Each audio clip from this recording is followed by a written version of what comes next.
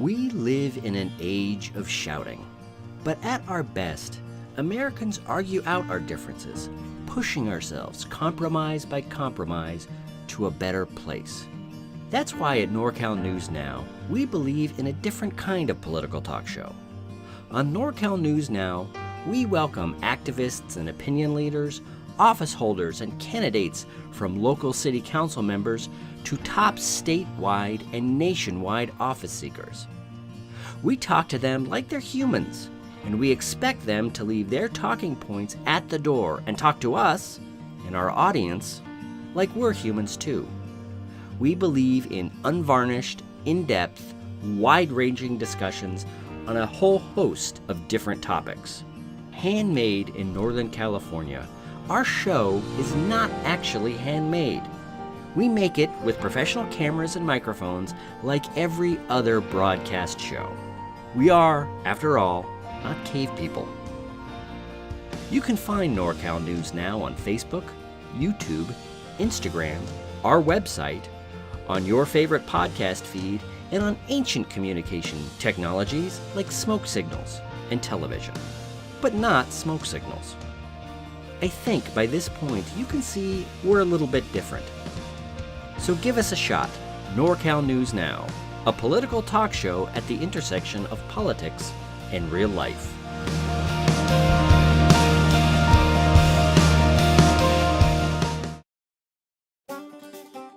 This episode is sponsored by the North State Labor Federation AFL-CIO, promoting social justice for working people in our community.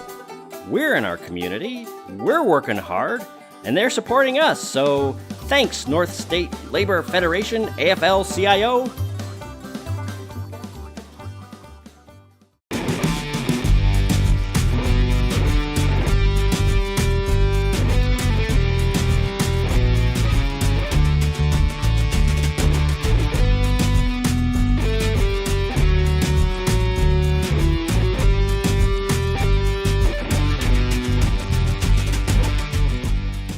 On this episode of NorCal News Now, we're chatting with North Valley Community Foundation President and CEO Alexa Benson Valavanis. I'm your host, Mike Richmond. Well, today's guest has packed a lot of living into her relatively short number of years on the planet. She's been a high-level athlete who earned a journalism degree, a business development professional in China, and also supported nonprofits in Central America. And she spent the last 14 years running the North Valley Community Foundation here in Chico. So Alexa Benson Valavanis, welcome to NorCal News Now. Thanks for having me, Mike. How are you? Doing good. Good. Doing good. Really excited to get to know you and I'm chat really with you a little happy to be bit. here. Yeah, this is fun. This is fun. Well, why don't you get started a little bit and let me know, there's a lot of things in that intro that I mentioned. So of those things, or something maybe that I didn't mention, Okay. what really defines you? How do you define yourself? Good question. I think love. I think how I love and how I'm loved would be how I'd like to be defined on the planet. Mm-hmm. And what does that mean? I mean, what is it? I mean, we all know what love means, but how do you Sure. define that? Well, I think for me, and you referred to my time in Guatemala and also my time in China before the North Valley Community Foundation, and certainly before the recent devastation of the Camp Fire, I've really been driven by a mission to reduce suffering in the world.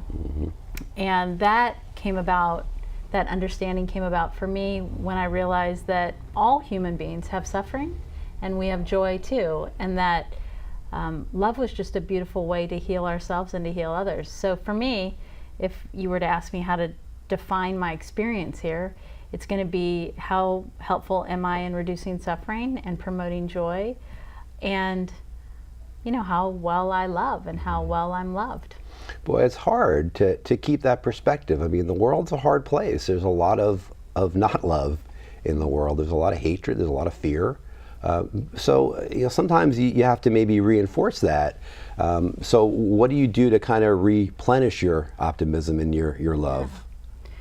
Well, I think it's true that there's a lot of hurt in this world, but I also think overwhelmingly that this is a beautiful place.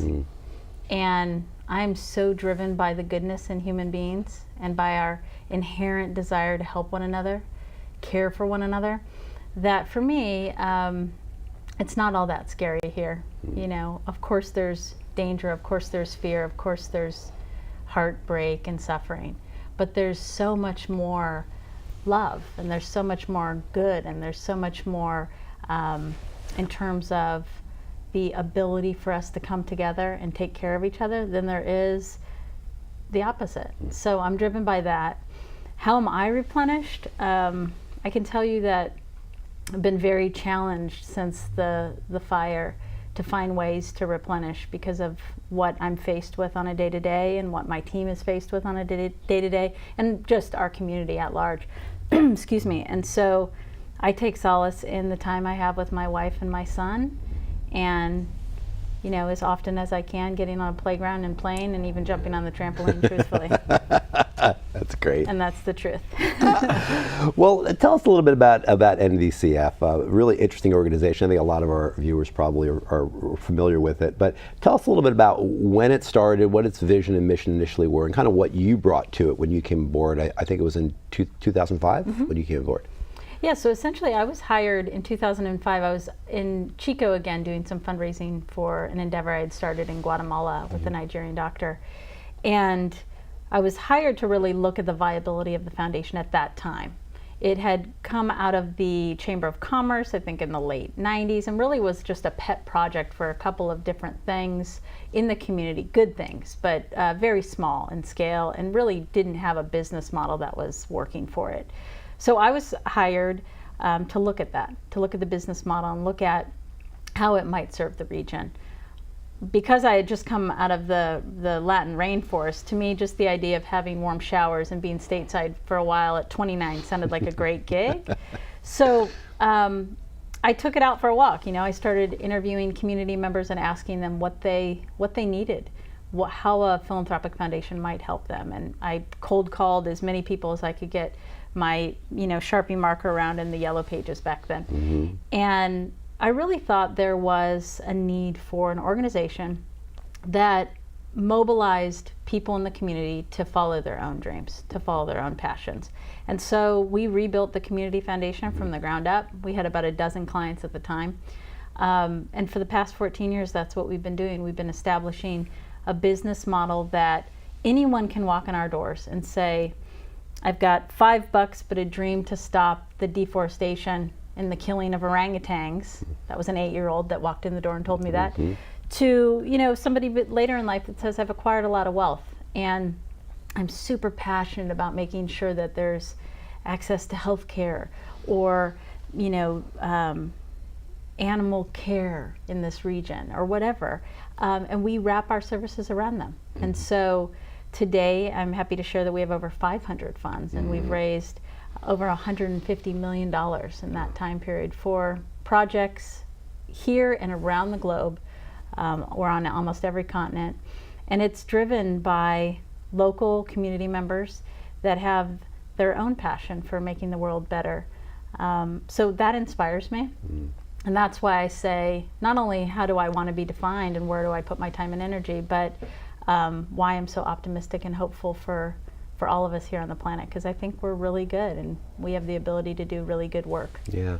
I mean, it's interesting because, government is limited. I mean, many of us we were talking about it before the show, government has a lot of roles to play, and we always can think about the strategy of how people get elected and what they do and the limitations of that. But one of the big limitations really is being able to fund things. And there's people in government that want to fund various projects, and some of those we all agree with, some of them we don't. But an organization like yours really kind of cuts through that a little bit, because you directly help people who have vision and want to implement those visions in the world. So how do you maybe pick and choose what projects you're going to work with? I mean, what's the process like to meet with somebody who may be a donor and use their money in a way that would be for a good purpose?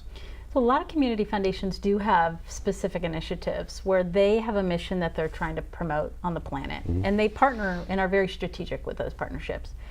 This foundation, primarily because I didn't study community foundations, I studied the region, I studied the people here in rebuilding this foundation.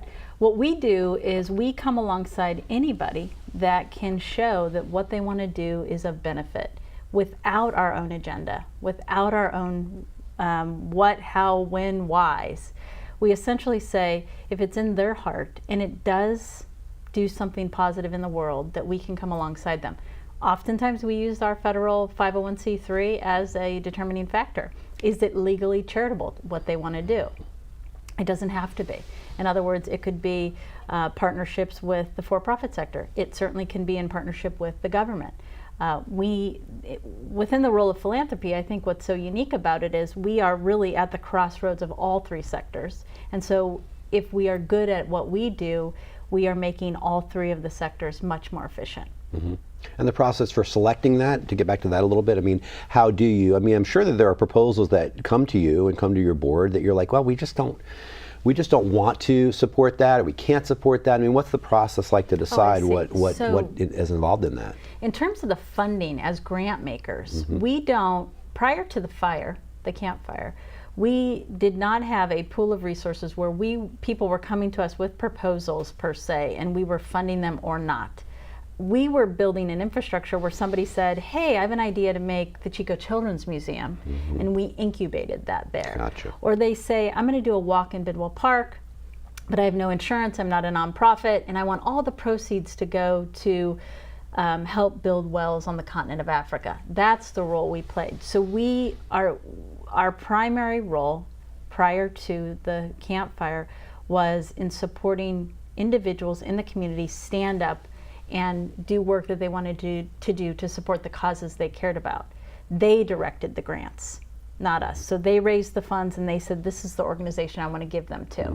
Or we started the process of helping them incubate as a nonprofit.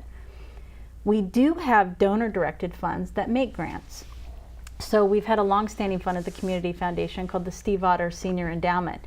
It has its own committee that makes the determination of who they're going to fund and how much they're going to fund it. So the North Valley Community Foundation has not had to do that until the fire, and I think we'll talk about it a little bit later today, but we took on a new role as grant makers during the Camp Fire. And I wanted to get to that because we mentioned a few times, of course, that really is really very much for so many of us in the community, but especially I think for you guys, it's very much a before and after kind of thing. I mean, that event changed everything for obviously the people that lost their homes, but for you and your organization as well, it really has changed the game in terms of what you can do and what your purpose is. Is that correct to say? Yeah, it is. I think one of the ways that I've described it is we really transformed into a disaster relief organization overnight because we had to.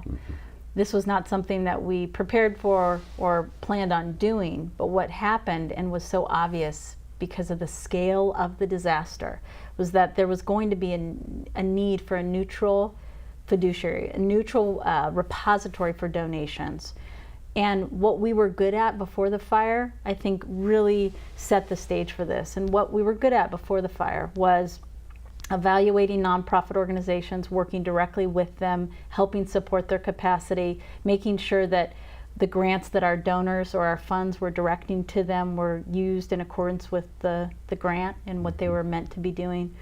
And so we had set a stage, I think, I hope, of credibility and some neutrality so that folks knew when we opened the doors to donations for the fire that in fact we were going to make sure that it went out and got exactly where it needed to go, and that we were going to monitor it. Again, we had no idea what the scale was. So at 8:30 in the morning, I remember seeing the smoke and calling my director of grants and saying, please open up a fund, like we had for many other fires, like we had for earthquakes on the other side of the globe. This is something we've done at the foundation for 8 or 9 years now. We open up a fund so that local community members can contribute, and then we find the right partner on the ground that's helping the most with the disaster. Well, we were that community foundation on the ground for the Camp Fire. There was no one to direct the money to initially, so we collected it. And within 3 days, we had already issued our first round of grants to every shelter that had opened their doors, whether it was a Red Cross shelter or just a makeshift shelter, a church, a martial arts studio. Pretty much anybody that was opening their doors to our community members that were suffering, we wanted to make sure they had the funding they needed to do that. And then that first wave of support ended up lasting 3 months. We had people at the fairgrounds until 3 months after the fire. So. This fire has changed so much for so many people. It's changed, and of course the lives that were lost, and the people's homes that were lost, and all of that. And it's a human tragedy that we can't even really comprehend, those of us that luckily were safe with that. But it's also changed so much in terms of how people think about environmental concerns, the housing crisis, homelessness. I mean, so many of these issues. It's also really changed the way people think about giving, the act of giving, and opening up your home, opening up your office, opening up whatever you have to contribute, to do what you can to help. Do you think it's, or let me ask in a different way, how have you seen that manifest itself with individuals and groups that want to give and are motivated to want to do that, an event like this? What does it do to motivate and change people's perspective on that? Well, I think you nailed it in the former bit of the question, which is what the campfire, I think, has done is highlight so many of the challenges that we had before the fire. So oftentimes I share with people, you know, we had a major housing crisis before the fire. We had affordable housing issues before the fire. We had all of these challenges around ACE scores for our precious children, adverse childhood experiences, and trauma and mental health concerns prior to the campfire. So I think you're right in articulating that all of that was brought to the surface when we see the magnitude of people suffering and putting that in a context of the communities down the hill where they ended up being. Not, of course, just them, but all of us. All of us have been impacted by this. And so the only appropriate response, I think, would be for masses to show up with open hearts and with the ability to act, literally to open their doors and to make sure that they were doing anything they could in any way they could to help. And that's what we saw. So I have been preaching human kindness and the inherent goodness of people for decades. This is just what I believe. And I'll tell you, the reaction to this fire was still surprising to me. Somebody that is constantly seeking out and trying to nurture and support that goodness, it was like, it was just evident and it was available, and nobody had to sit and talk about, like, do we open our doors to friends and family or strangers? It just happened. I think where we're at now, 4 months after, is looking at it from a slightly different perspective, which is, how now as a region do we come together? How as a people do we come together and really start putting a path or a map for real healing? Not, again, just for those that had to run down the hill to save their lives, but for all of us. All of us have experienced something here that was life-changing, you know? And so I think now that human kindness and that goodwill that surfaced really needs to move into some organized togetherness. It always strikes me when you have a tragedy like this that, you know, there's this outpouring, there's this desire to do something and give money to open your home, whatever it may be. And it's like, well, why can't we do that all the time? I mean, there's people in need all the time. There's people right now that are starving all over the world. There's people in our region that are homeless. There are, you know, from the fire and before the fire. I mean, these are things that are going on all the time in our country and in the world.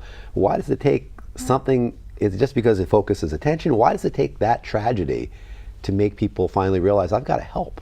Well, two things. I think there is a truth to the fact that we see it and we can experience it, and we are motivated by that, by our senses, literally, physically, by the ability to see that it's happening right here.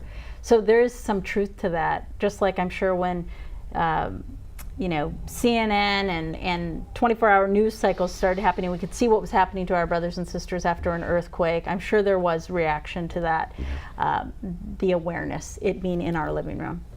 But what I would say is, I don't think it took something like this to get us to respond. I think we have been responding. I think human beings, and here locally I can speak on behalf of them, have been doing good in their own ways to the things they care about, and it didn't take a tragedy to get them there. Oftentimes it was just simply being exposed to something or seeing something that they wanted to change in the world.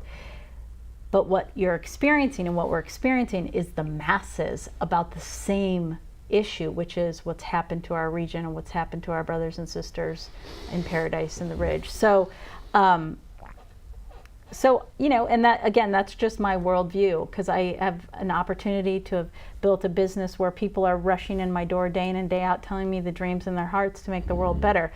That is my worldview, because that's what I've been living. Yeah, and that was before the fire. Yeah, but what a way to spend your day, huh? I mean, you know, where so many of us are pushing paper and just trying to make money for ourselves or for somebody else. You know, your perspective is a great one. You can have a whole different experience with your work every day. It's got to be very rewarding.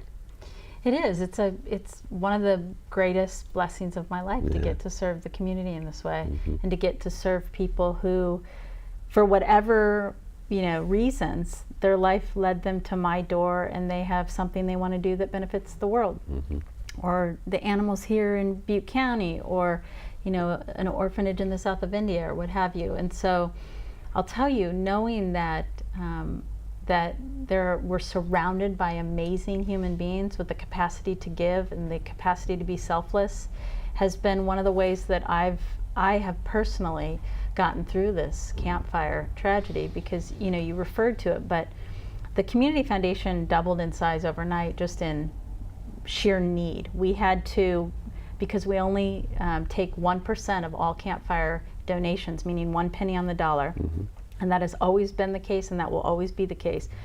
We had to go out and raise additional funds just so that we could build up, so that we could handle what was on our plate with the campfire. And so it's been a big journey, and the team at the foundation are just, I call them love warriors and healers. I mean, they just grind for their mission to help reduce the suffering here on the planet. And knowing how good people are, I think, does get us through the day. And we had so much evidence before that even with all of this pain and suffering, we know that good is going to come from this. We're going to get through it. Yeah. And you mentioned your team. I have to say, just in the work I've done with your team, getting this interview lined up, they're great people, and they're really devoted to the mission. You're so personable, and you're out there in the front kind of promoting and doing all this work, but you have a lot of people behind you that are doing amazing work too. Talk about them and how they feel about the organization. Well, one thing I'd like to share is that we are kind of bound by a shared mission to serve and to reduce suffering, and that's in each of their hearts. That's not something that I gave them. That's not something the North Valley Community Foundation gave them. They'd have their own words for what that looks like, but essentially I think we're bound by that mission in our heart, which makes life at the foundation pretty easy. When you're with people that share a mission and are there for their own reason, it makes work really pleasant and wonderful.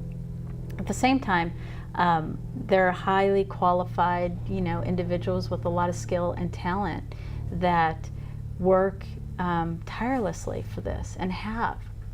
Everyone's going to have their own version of this story, because there have been so many helpers. But I can tell you, the weeks after the fire, when the smoke was so thick in our office building in Chico, California, that masks had to be worn and filters and everything everybody already knows about what happened, they just showed up every day and did what it took to make sure that there was a place where people could call, because we became a resource center.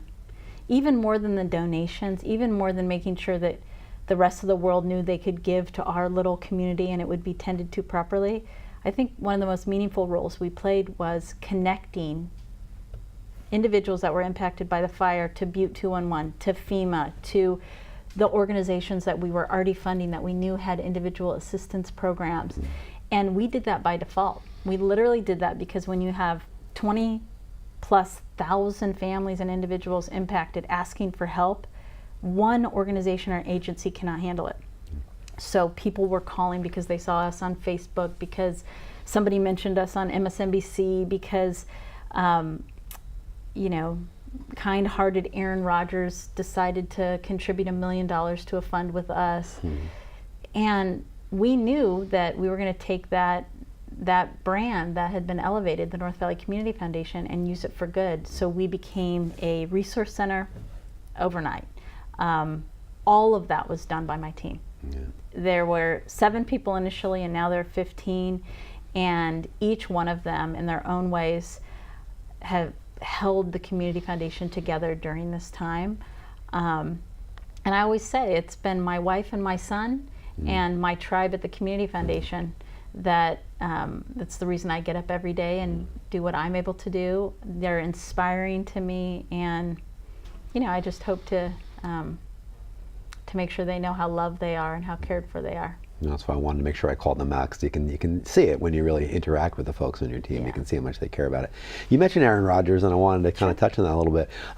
Aaron Rodgers, of course, stepped up with a huge donation to support the victims of the fire through you and your team.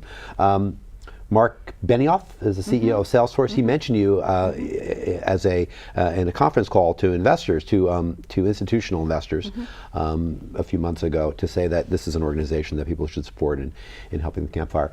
Those type of call-outs, those type of big people that industry and just rank and file folks walking the street know and look at and say, wow, they're supporting that.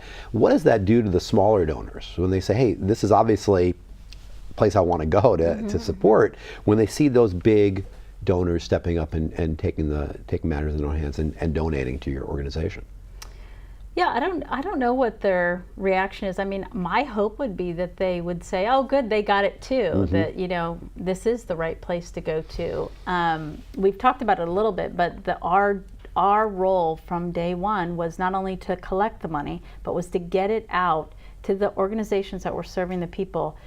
And we have been doing that 24/7 since November 8th. Literally around the clock. We just granted another $150,000 yesterday to organizations on the ground, and we've just hit $8 million that has been donated to the organizations directly touching, serving people impacted by the campfire. And my hope would be, whether somebody has given $5 or $1 million, is that they know they are us, we are them, we're all in this together, and their donation, to whatever degree they were able to contribute, is getting into work to reduce the suffering of the campfire folks. Well, I'm glad you said that, because I actually printed that out. I wanted to kind of talk about some of these, because this just was the other day that some of the funding that you've done. The Throwing Starfish Foundation, $20,000 to provide items on Amazon wish lists for campfire families, offset the cost of rent, provide relocation assistance, and provide help for people off the grid. California Vocations, $25,000. Bidwell Wildlife Rehabilitation, $15,000. I mean, this is a list of all these wonderful, Paradise Elementary School. I mean, all these wonderful organizations that are stepping up and want to help. And they want to help because they want to help, but then you can fund them so they can help more. Exactly. I mean, that's just a great, and I read just a few of them, there's a lot of them. But I mean, that's just great. And you're promoting it so that people are seeing that money's being allocated, and the people who are giving know it's being used in the right way. How do you, what are, maybe the show's part of it, how do you use media to get that word out there? So what we decided on the third day after, so November 11th, we decided that every grant we made, we were going to post in real time as best as we could on our website. And then we mirrored that on Facebook, and then of course we had our team push that out to local media platforms. The whole idea was transparency, because we were not some outside group coming in to raise disaster dollars. What we were was a local community foundation that had been serving the nonprofits and community, including Paradise and the Ridge. In fact, I brought on the Paradise Community Foundation under our umbrella maybe 8 years ago. So we've been intimately involved in Butte County and Tehama and Colusa and Glenn counties for years. What I knew and what we knew, I think instinctively, was because of the scale of this tragedy, that we need to be very upfront and transparent where the dollars were going. We knew we were going to get them to the nonprofits, but not everybody knew who we were. Money was pouring in from, you mentioned Salesforce, you mentioned Aaron Rodgers. Money was pouring in because somebody somewhere said this is the right group, but we wanted them to see it in real time, what we were doing, because we were getting the money out to pretty much any nonprofit organization that could prove that they were helping folks that had been impacted by the campfire, and animals. And the list goes on and on, specifically with childcare, with mental health services. You mentioned some of them, but at nvcf.org you see a complete list of every grant we've made and what it's gone toward, and we've been doing that. I'd say the miscalculation on my part was I didn't anticipate how much work that was going to be. I just said, well, of course we'll do it and we'll share it. Right. And I'm sure people on my team knew how much work that was, but my thought was we have to. We're stewarding these dollars. We're playing a different role, like I alluded to earlier in the conversation. This was now us making the determination. And so I wanted to be just completely transparent with it. And when in the time of social media and the internet, I think there can be a lot of misunderstanding and miscommunication. And we just wanted to get out in front and say, no, our fee's 1%. We'll never charge more than a penny on the dollar. And also, we could never be all those industries. We could never become a child care provider overnight, or an educational institution, or a senior care facility, or an animal rescue mission. What we could do best was find the ones on the ground and make sure that their doors could stay open, because a tragedy of this size could literally shut down nonprofits trying to help. So we figured very early on that strategic philanthropy was the best role we could play in leveraging our dollars. So back to the question before your last, I just hope that anyone that has given somehow has heard the work that we're doing, because they made it possible. And I'm just as grateful for, the one girl walked in and she had like $7, individual ones. She'd gone door to door in her neighborhood. I'm just as grateful for that heart and that willingness to do something, like you said, in the face of something so terrible, as I am for Aaron, taking the time in his busy life to figure out who to call to verify, who to go to.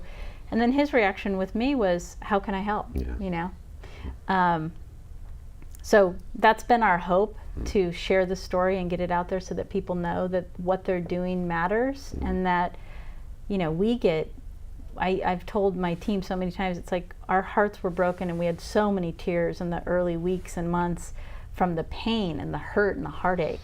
And now we're starting to hear all the positive stories, the survival stories. The mom with the 2 kids that found a new life now for herself in Sacramento and got the job situated and is stable, a stable environment. And so I think that as time moves forward, we'll start to see and hear more and more of those stories, because we know there's still so much pain and suffering. Yeah. And in addition to validating and verifying the money is actually being given to these organizations, so people who gave will see what the benefit was, I would imagine it also helps many of these, what are probably pretty small organizations, get some extra push too. They probably fundraise off of that. They get the initial hit from you guys, and then people say, well, hey, they're being supported by NVCF. They're obviously legit. They're helping. Let me give some money to them as well. So it probably is a booster rocket, in a sense, to their own fundraising, I would imagine. I hope so. I think, there's a reason storytelling has just been with humans all along. The power of it was very obvious. It's how we used to teach each other things. Sure, absolutely. So I've always been a believer in the power of storytelling, and I think one thing we've been able to do with our capacity in the wake of this fire is tell their stories for them, by not only funding them, but by saying this is a legitimate organization, and if you care about this particular element of the recovery and the campfire, this is the group we've found doing it. And my hope is that having a storyteller like the Community Foundation is helpful. At the moment, I think anytime we have the opportunity to keep the light here and awareness here on what's happened, it's going to be good for the region, because, to your point, there's a lot going on in the world. There's a lot of things that can distract us, and those of us in the North State know that we're still trying to figure out how to put the pieces back together. We're not on to some other disaster. We're not, thinking about a lot of other things. At least I'm not. We're thinking about the children here. We're thinking about the long-term implications of trauma. We're thinking about public safety. We're thinking about all sorts of things. Yeah, and it is. I mean, this is where we are. I mean, we're here in the North State. There's stuff going on all over the world, as you say, but this is what we can do. Right. This is what we can leverage. These are the neighbors of ours that we can help, and it's really rewarding to be able to do that. Yeah, you know, I mean, it's not easy work. I would imagine that, you know, we talked about a little bit about the hours that are invested for yourself and for your team. I mean, but it's rewarding work. You know, I mean, we think about work many times, and I refer to it as well of making money, and we all have to make money. We all have to survive and feed ourselves and keep a roof over our heads so we can do other things. But when you can, you know, primarily work to help others, you know, through an organization like NVCF, I would imagine it's extremely rewarding to have that be your day-to-day, as I mentioned before. I think so. I mean, I've thought about how difficult it would be to grapple with something like this without something specifically I could be doing. And to probably a fault, I want to move into action right away. You know, I think there's some value in reflection and going internal and understanding what am I experiencing and why. But I'm a doer, I'm a fixer, I'm a problem solver by nature. That's how I play out my experience here. And so to be able to have a vehicle to do that was really useful, I think, for me and for our team, to be able to like literally dive in and say, this is what we're going to do. Yeah. We're going to transform overnight and be this organization, and we're going to do, and you know, oftentimes I would say we're going to do the next thing right in front of us as best as we can with the information we have. And I will stand by that, because that's the tragedy we're in. You just literally can do the very next thing. And now all these months later, 4 months later, we're able to, I think, take a step back and say, as we move forward, we've launched the Butte Strong Fund. We can be more strategic with our investments, and we've done things like invested in the town of Paradise, the planning. We've made huge investments in the schools. We're over $3.5 million invested in the schools for the children, for counseling, for all sorts of things within the schools. And I think it gives you, you know, I know it gives me just great hope to be able to work and do that. And hope that the outcome is positive for some people. Yeah. You talked about Butte Strong, which is a fund that you're operating.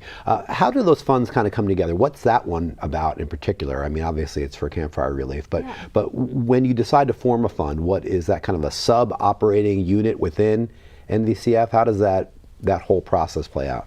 So it started with the Campfire Relief Fund, which in many cases would just exist for a short while and then dissolve because it would no longer be needed. With something like this, again, I think somebody referred, you know, when I was talking to these outside organizations related to disaster, they say there's a checklist with disasters, and usually 1, 2, 3, 4 are checked. With the campfire, every box of every list was checked. So our campfire relief was not a 2-week process, 3-week process. We are still deploying money for immediate relief and response efforts. But all along, we raised these funds with the idea that we would be strategic in recovery work. The Campfire Relief Fund will continue on in its current capacity, but we decided to build the Butte Strong Fund for recovery. So it's still the North Valley Community Foundation, but we brought in some partners. We had an opportunity to share with Sierra Nevada Brewery, specifically Ken and his daughter Sierra, the role of the Community Foundation and how we perceived a partnership looking like the leveraging of our resources, knowing they had established a resilience ale, they had 1,400 breweries pick up this ale, and all of the sales were going to the Sierra Nevada Brewery Fund. So we partnered with them, and then we invited Aaron Rodgers into that endeavor as well. So there are 3 founders, and essentially the Community Foundation's grant-making committee will make the determinations for us, and the brewery will make their determination on what they fund, and Aaron will be guided by the principles that he set forth for his fund. Yeah. So that's really our long-term recovery work. Oh, that's really cool. Yeah, that's great. Thank you. Can I ask you about and I want to return to this issue of long-term relief before we close, because I think it's important. But I want to ask you about a bit of maybe a controversial issue that you guys were involved with earlier this year. So an anonymous donor, and correct me if I get the story wrong. I pull this offline. So an anonymous donor had given you guys $500,000, okay, to fund a Chico City police officer for 3 years. And there was some pushback from the community because the members of the community thought, well, what's needed in Chico aren't more police officers. What's needed is better training for the officers that we have. So there was a little bit of controversy about that. So my question, using that as a jump-off point, is how do you, again, judge? You get this money, and it's you. The donor says, "I want it used for this." So how much flexibility do you have to say, well, maybe, or do we want to maybe use it for this? Or Mr. or Ms. Donor, would you like to maybe reconsider that a little bit to use it for this purpose? I mean, does the community have an impact, a pushback like that in your thinking? Do you later say, well, maybe we don't want to do that again, or maybe we want to do that in a different way, or you talk to the donor about it? How does that all play out? Yeah, I think that's a good question. So we have donor-directed monies, and beyond that, one partnership that we established early on was with Wells Fargo. They committed $3.25 million to the Butte Strong Fund for specific things that aligned with what they wanted to see happen in the recovery, business recovery in particular, support for relocating individuals that were at the shelter, still at the shelter 3 months later. And so those are donor directed. In other words, Wells Fargo said, this is really what we'd like to see happen, and you have work that you're doing in accordance with that. So here's the money. With the anonymous donation, the donor came to us and said, is this something that you can facilitate? At which point there was a determination made of whether or not it was an appropriate use of charitable dollars. So that required some conversations with the city and with the county, because actually there was also money contributed for the county. For a deputy. But there wasn't a weigh-in process on whether or not the North Valley Community Foundation thought that was good or not good. What it was is this something charitable, which is our role? So we don't necessarily bless every action of every one of our funds as the very best next step in solving a problem, or even necessarily the step that we might conjure up as a board. Right. The criteria is it charitable? Is this a charitable use of funds? Although I would add, since I'm here and you're asking me, I think, my opinion on things, that what the context was that we knew we had between 10 and 15,000 community members here in Chico that we didn't have on November 7th. And my take would be many of those people at some point or another may make a phone call and need support from our peace officers. So it may also be true that our peace officers need additional training. You know, I don't know. Maybe that's true. Maybe there's consensus on that. But what I would say is, I think it'd be hard to argue that with 10 to 15,000 residents that seemingly had gone through a traumatic experience, most of which, that it would not be useful to the city itself to have people to respond and care for them in some capacity. So that'd be my opinion. The role of the foundation was simply to pass through a charitable donation from a donor to the city, since the city said it could accept that, as well as the county through the sheriff's department. So that's the role we played. Are there instances where you wouldn't accept a donation from an anonymous donor, where you say, this just isn't our value? I mean, this particular thing that you want to promote. Yes, it's charitable. Yes, it will go to an organization that is a 501c3, let's say. But we just, it's not our value to promote that, whatever it is. Maybe it's a political issue, it's a social issue, whatever it may be. Sure. Are there decisions have there been decisions in the past that you've made that you have turned down funding in that case? Well, the answer is yes, we would turn it down if it was against our values.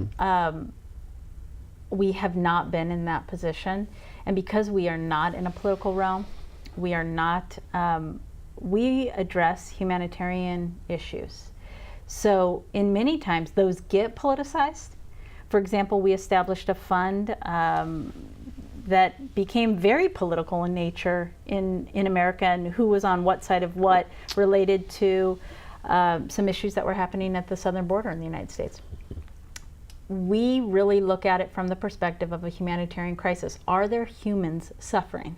And do we have a role to help alleviate that suffering? And truthfully, it's not to be simple. That is as simple as it gets for me. Are there humans suffering, and can we help? If it falls within charitable law, and making a grant to the city of Chico falls within charitable law, then I think we have an obligation to do that. If it's against a core value, and I'm trying to think of one on the spot just for sake of discussion, but I can't think of one that would challenge our values, where we'd be put in a position where we would have to say, no, we can't do that. Well, if it was charitable. There's extremist groups that are 501c3s. There are all sorts of people that I would consider to be people that I would hope nobody would support, but some of them are 501c3s. And it's like, well, somebody came to you and wanted you to fund this. I'd love an example, just so I know what you're referring to. There's all sorts of extremist parties and groups out there that some of which are 501c3s to promote their media or to do various things. They're not for profit. They're just simply trying to get their message out about, maybe it's supremacy, whatever it may be, but there are 501c3s out there I know of. I think I do know of. I'd have to look at research, but I believe there are that would be pushing, through media. We want you to fund $25,000 so we can expand our distribution list to promote our belief system, which is not a belief system that many people would think is appropriate. So I haven't encountered anything like that. But you could. What I'm saying is you could. There could be a charitable organization that would be potentially fundable that you may say, I don't want to promote what these guys or gals are promoting. It's true. I think that there's a chance that might happen or could happen, at which point we would have to evaluate those circumstances. And certainly if it was anything against our values of the core view of not causing harm or even more reducing suffering, which is really the stated mission at the moment, then we would not be passing through money to that end, to promote that. The 501c3 code makes it pretty clear that it has to have public benefit. So if media companies have somehow infringed upon that and been able to secure 501c3s to promote something, to your point of like white supremacy, I haven't seen that example, and I've never had a donor ask us to fund that, so it hasn't crossed my radar. But we certainly would stand in opposition of anything that would promote hatred of any kind. And that could be wrong, by the way. I just know that some of these do have .orgs in their websites. Yeah, which means very little. So maybe I'm wrong on that. It may not be a 501c3. Well, it's pretty safe that in terms of the IRS code, that the 501c3, and there is a lot of scrutiny on that, is how community foundations in general promote their work through qualified charities, which is determined by the government, the federal government, as well as its own nonprofit incorporation status at the state level. We have not taken a step at the North Valley Community Foundation of promoting our own agenda on this planet beyond what's charitable.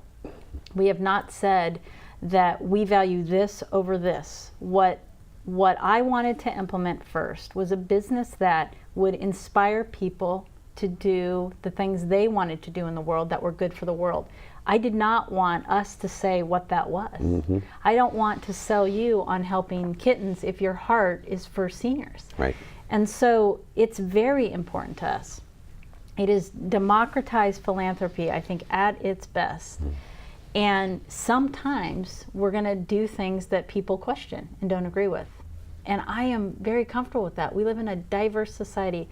In fact, that is one of the strengths of this country and of California and of the North State. And so certainly we're going to be doing things that not everybody agrees with.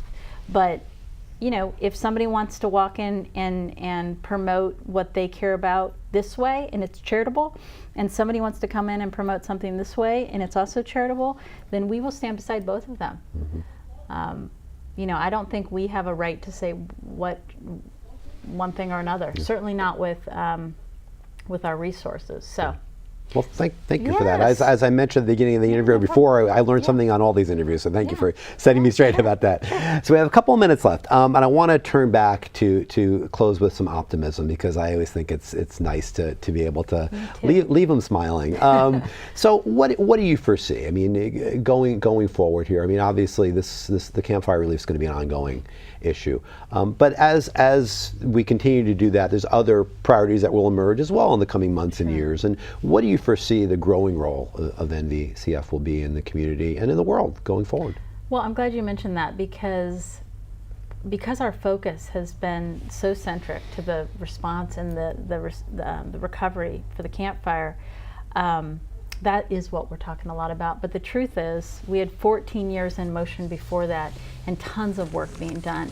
And I'll tell you, we established a NorCal Student Safety Council that, after, I believe it was the Parkland shooting, where it was just an opportunity for students to come together and talk about issues that were on their heart. Again, not with an agenda. This was not something where we said we think you should be focused on sensible gun reform or not, or this or that. We simply said, let's create a space for students to come together, since adults certainly haven't figured this issue out of keeping our kiddos safe in these schools. So our take was to convene the students, to create a way for them to connect. We started with 4 schools, and those student leaders have built senates on each of their campuses, and we'll be adding Paradise High School next year. And it's just a really beautiful opportunity for the Community Foundation to play a role where we can bring people together to engage in conversation, not to drive the conversation, not to be the thought leader per se, but simply to say, we need to come together when we have a major challenge. And certainly I think safety in our schools is a challenge. And our role is to bring the students together. And you can imagine in a community like Chico and the surrounding communities, those students have diverse opinions about what should happen. And I love that. I think they should haggle through that, and they should come up with the process. They are going to be the ones leading us eventually. So that and many other things where there's a role for the Community Foundation to bring people together, knowing that we want everybody at the table. My hope is never to be surrounded by the people that agree with me, but it's to be surrounded by people that have a similar heart as I do, which is to do good. And the truth is, I think most of us are driven by that, even if we don't agree on all the strategies and tactics. What a great way to end. Thank you so much for you. coming down and joining us today. Cool. I learned a lot. It was fun. I hope our audience enjoyed it as well. So Alexa, Benson Valavanis, thanks again for joining us here in NorCal News Now, and continue to do the great work with the North Valley Community Foundation. Thank you.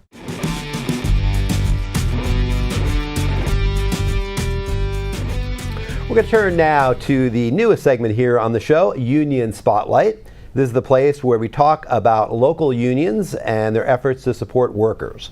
Today's guest on Union Spotlight is John Shaban, a political organizer for SEIU, the Service Employees International Union Local 1021. John, welcome to NorCal News Now. Thanks for having me. I'm excited to talk with you today. Thank you. Thank you for being here. SEIU is a big union, John. I hear locals and chapters. So what's the difference between the two? So the local union, our union covers all of Northern California. So Hayward, basically to the Oregon and Nevada borders, across the northern part of the state. Chapters are the individual groups that are organized by each employer. So we have probably north of 55,000 members in Northern California in all different types of sectors: private, nonprofit, schools, workers, courts, and here locally we've got E-Center, CARD, City of Chico workers, the courts, and I believe, I think that's it. A lot of workers up here. Yes. Now I hear a lot of different SEIUs. There's SEIU in the healthcare industry, but this is 1021. So that is the local. Right. So our sister locals in California, Local 1000, are primarily state of California workers. Local 2015, primarily in-home support services or nursing homes. Mm-hmm. You've got 1021, you've got various and sundry up and down the state. 7-to-1, 5-to-1, 2-to-1. Local 99 is another schools. SEIU Local 99 is a schools chapter in Los Angeles. So those numbers mean anything besides? Not really. 10-to-1 was formed when 10 unions to 1. 10 unions were formed into one big giant local. Yeah. All right. Yeah. And 55,000 members. 55,000, A lot of members in that union. That's just the North State, you're saying? Correct. Our main density is San Francisco and Oakland. Okay. About up to the border. 21,000. Yep. Got it. Yep. Got it. Just in San Francisco, it's a big, we're city and county workers there, so it's a lot of folks. Mm-hmm. Definitely. Well, we kind of left off in the union world. The Supreme Court had a decision of Janus versus the Supreme Court? No, Janus versus... AFSCME. I think it was an AFSCME lawsuit. Okay. And so we were ready for that.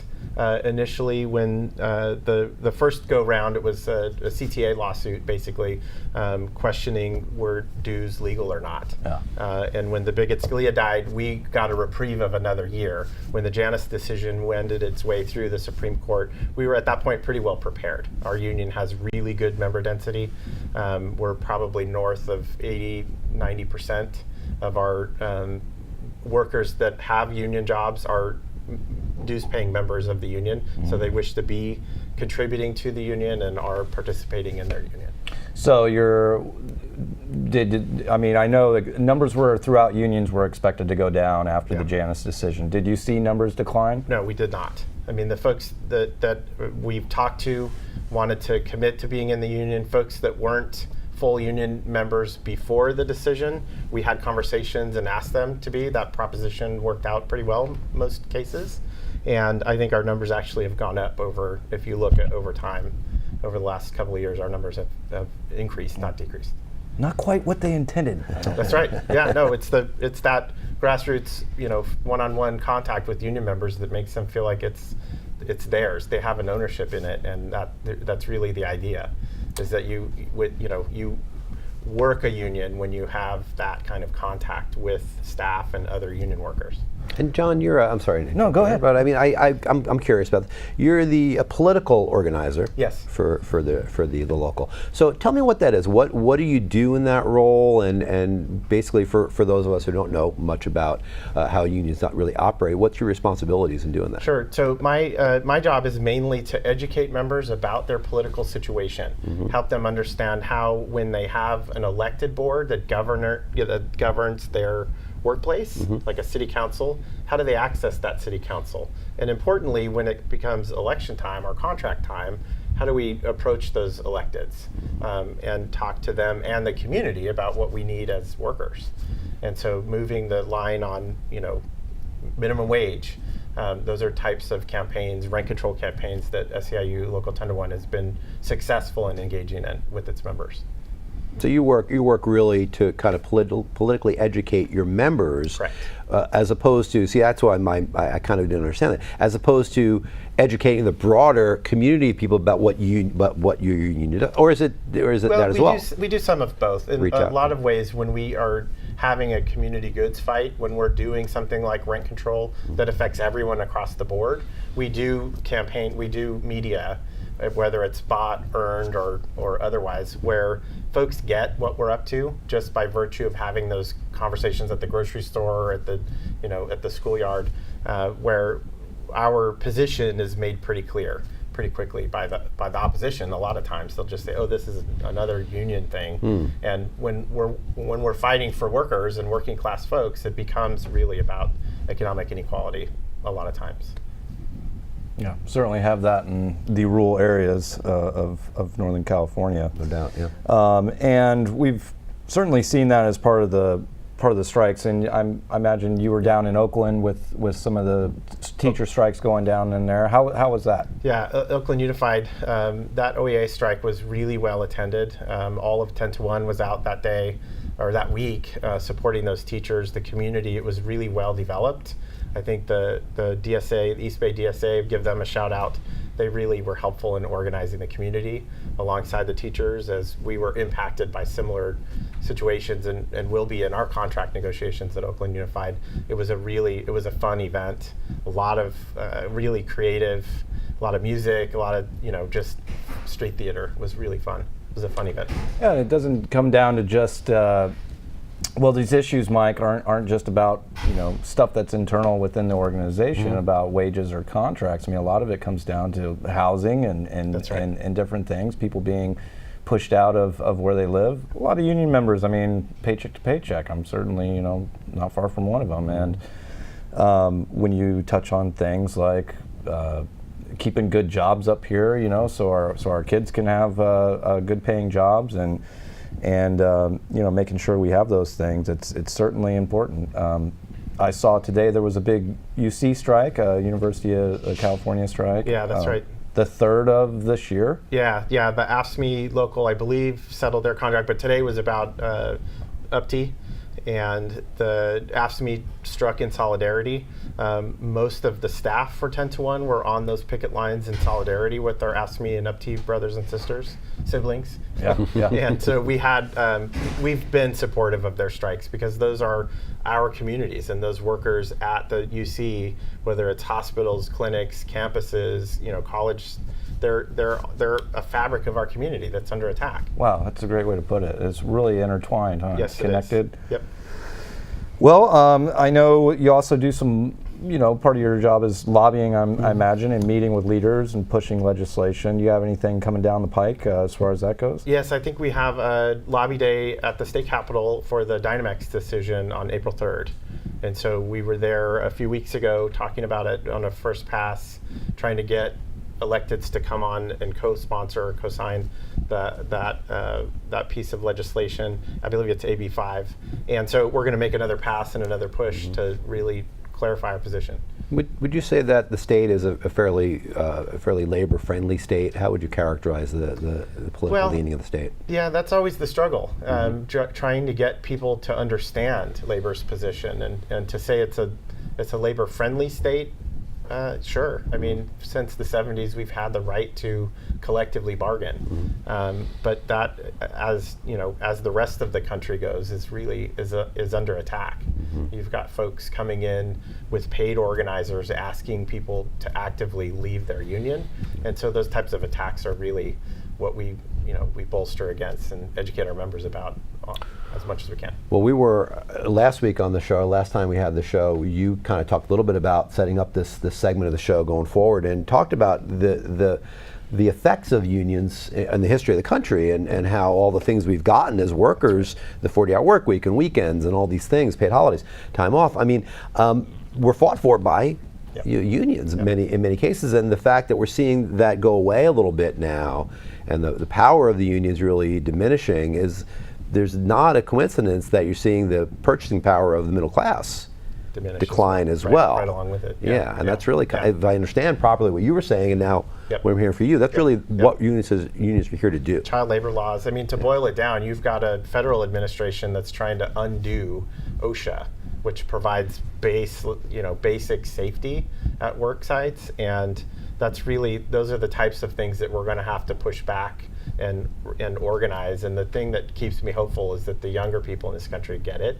They see what's happening. They've been born into it. It's not like there was a point in their life where things were better, and it's just getting worse and worse. And so I think we're getting a lot of natural organizing happening by the crazy people in the White House. It's really sort of it's an opportunity to rebuild our country. No doubt.